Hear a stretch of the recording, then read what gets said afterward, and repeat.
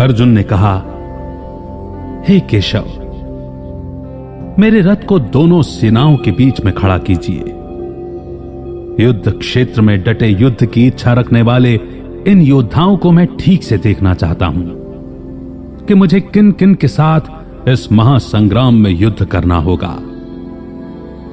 इस श्लोक में यह बताया गया है कि अर्जुन अपनों को देखकर कमजोर पड़ रहे थे। उनका मन बेचैन हो रहा था और युद्ध शुरू करने से पहले वो देखना चाहते थे कि दुश्मन के रूप में उन्हें किन किन योद्धाओं का सामना करना होगा। एक सच्चा ज्ञानी और दयालु इंसान कभी किसी को तकलीफ और दुख नहीं पहुंचा सकता। अर्जुन एक महान योद्धा होने के साथ साथ बहुत ज्ञानी भी थे। वो भगवान के सच्चे भक्त और बहुत दयालु थे। उनमें अपने भाई और परिवार से युद्ध करने की कोई इच्छा नहीं थी। वो किसी की हत्या करने में विश्वास नहीं करते थे। इसीलिए युद्ध के परिणाम को सोचकर उनका मन दुख से भरा हुआ था। इसी तरह जीवन के संघर्ष में हमारा सामना जब किसी कठिन परिस्थिति से होता है तो हम घबरा जाते हैं, डर जाते हैं। उस वक्त हमें भी रुककर उस समस्या की परिस्थिति को गौर से देखना चाहिए और समझना चाहिए कि हमारा सामना किस तरह की चुनौतियों से होने वाला है। ऐसा करने से हम खुद को उस परिस्थिति के लड़ने के अनुरूप तैयार कर पाएंगे।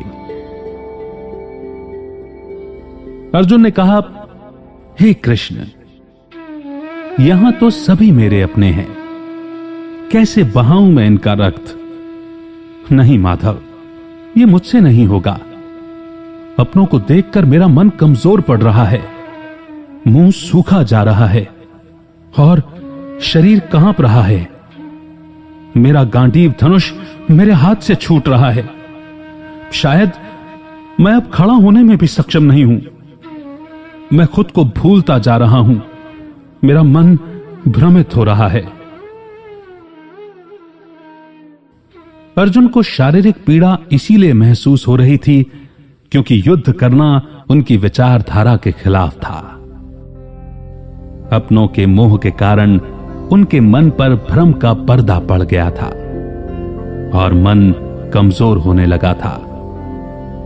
उन्हें इतने गहरे दुख का अनुभव हुआ कि उनके आंसू छलक पड़े। अच्छे और बुरे विचारों की जंग में जिन लोगों के मन में अच्छे विचार ज्यादा बसते हैं, उन लोगों को दौलत, सत्ता, सिंहासन का मोह नहीं होता।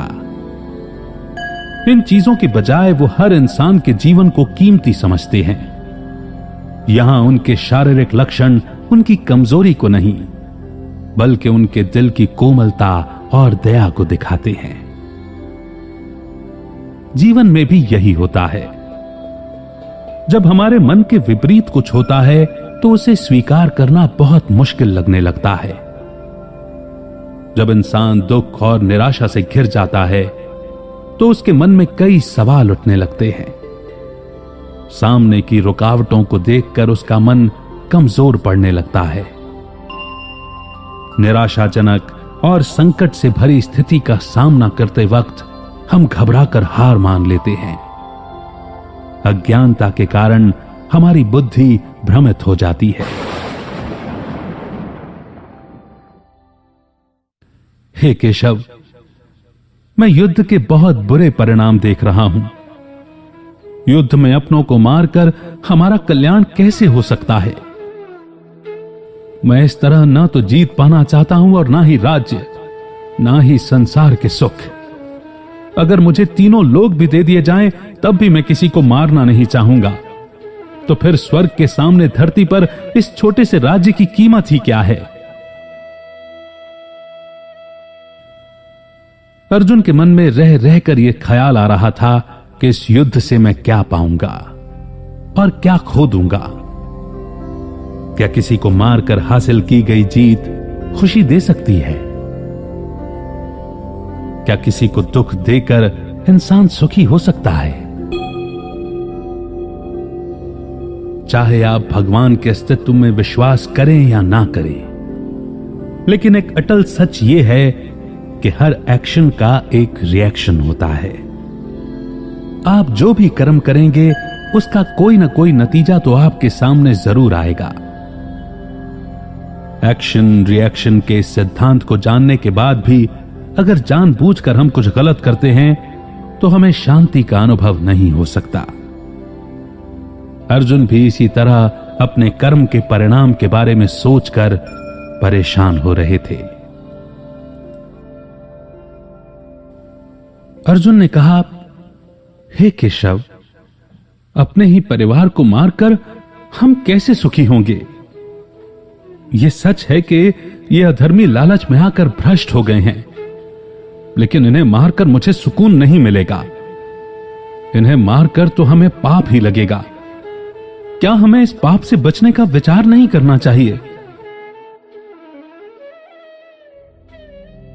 यहां बताया गया है कि जब इंसान पर कोई चीज पाने का जुनून सवार हो जाता है तो वो अधर्म का रास्ता अपनाने से भी नहीं चूकता। अपने ही भाइयों को मारना, जैसा दुर्योधन करने की योजना बना रहा था, एक ऐसे आदमी के बारे में बताता है जो अपने अंतरात्मा की आवाज नहीं सुनता। अर्जुन ने धर्म और नीति का साथ कभी नहीं छोड़ा, लेकिन दुर्योधन जैसे लोग अपने स्वार्थ के लिए अपनी नीति को बदलने में जरा भी नहीं झिझकते। अर्जुन सोच रहे थे कि किसी की जान लेने जैसा घिनौना काम करने के लिए कोई इतना उतावला कैसे हो सकता है? यह तो महापाप है। क्या लालच ने उन्हें इतना अंधा कर दिया है कि वो अपने ही लोगों के खून के प्यासे हो गए हैं? अर्जुन के मन में विचार आ रहा था कि राज्य पाने के लिए कौरवों को मारने से ज्यादा उचित है कि धर्म का रास्ता अपनाकर उन्हें माफ कर दिया जाए। इस श्लोक में बताया गया है कि इंसान की इच्छाओं का कोई अंत नहीं है और अक्सर वो अपनी इच्छा पूरी करने के लिए गलत रास्तों को अपना लेता है, जैसे दुर्योधन ने किया था। इसीलिए हमें अपनी इच्छाओं और भावनाओं को काबू में रखने की जरूरत है, नहीं तो इसके परिणाम भयानक हो सकते हैं। इस शरीर को सुख देने के लिए किसी के साथ बुरा करना ठीक नहीं है। हे माधव, कुल के नाश से धर्म नष्ट होगा, जिससे पाप बढ़ेगा और आने वाली पीढ़ी भी बर्बाद हो जाएगी। जिसका धर्म नष्ट हो जाता है वो पाप का भागीदार बनता है।